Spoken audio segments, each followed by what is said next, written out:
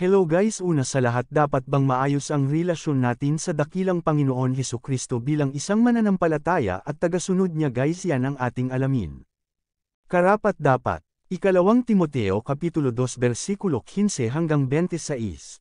Pagsikapan mong maging karapat-dapat sa Diyos, bilang isang manggagawa na walang dapat ikahiya, at tapat na nagtuturo ng katotohanan. Iwasan mo ang makamundo at walang kwentang usap-usapan, dahil lalo lang napapalayo sa Diyos ang mga gumagawa nito. Ang mga aral nila ay parang kanser na kumakalat sa katawan. Kabilang na sina Hymenaeus at Philetus sa mga taong ito. Lumihis sila sa katotohanan dahil itinuturo nilang naganap na ang muling pagkabuhay ng mga patay, at ginugulo tuloy nila ang pananampalataya ng iba. Ganoon pa man, nananatiling matibay ang saligang itinatag ng Diyos, at may nakasulat na, alam ng Panginoon kung sino ang sa Kanya, at dapat lumayo sa kasamaan ang bawat taong nagsasabi na siya ay sa Panginoon. Sa isang malaking bahay, may mga kasangkapang yari sa ginto at pilak, at mayroon ding yari sa kahoy at putik. Ginagamit sa mahahalagang okasyon ang mga kasangkapang yari sa ginto at pilak, at ang mga kasangkapang yari naman sa kahoy at putik ay sa pang-araw-araw na gamit.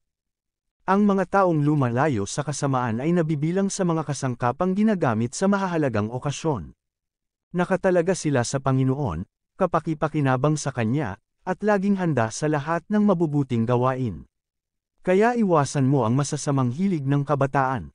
Pagsikapan mong mamuhay ng matuwid, tapat, mapagmahal at may mabuting pakikitungo sa kapwa, kasama ng mga tumatawag sa Panginoon ng may malinis na puso. Iwasan mo ang mga walang kwentang pakikipagtalo at kalokohan lamang, dahil alam mong haantong lang ito sa alitan.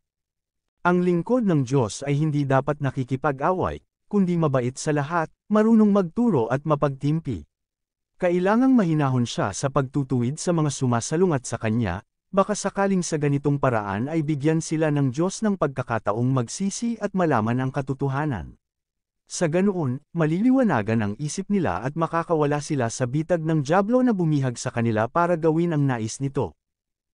Guys, kung nagustuhan po ang videos nato, bisitahin ninyo ang Telso Llorente channel ko. Pa-like, share naman guys.